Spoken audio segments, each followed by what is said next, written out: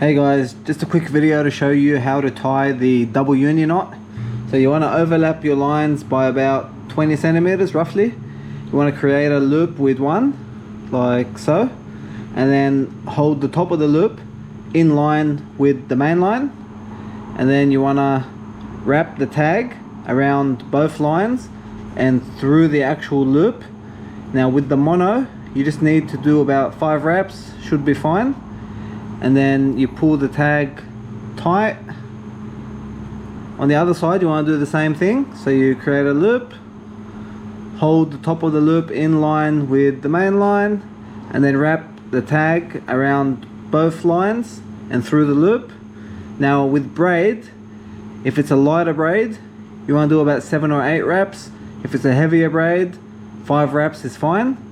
And then you just pull the tag end to tighten it up.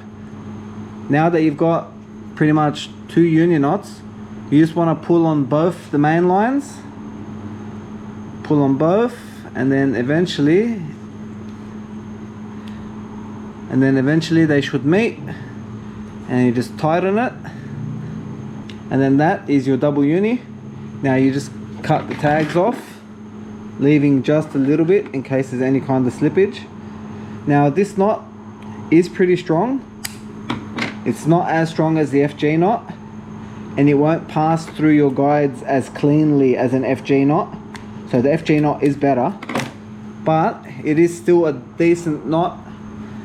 It will still hold. If you are going to use this knot, keep the actual knot outside your tip so that it doesn't actually pass through your tip, and then it won't impact your casting.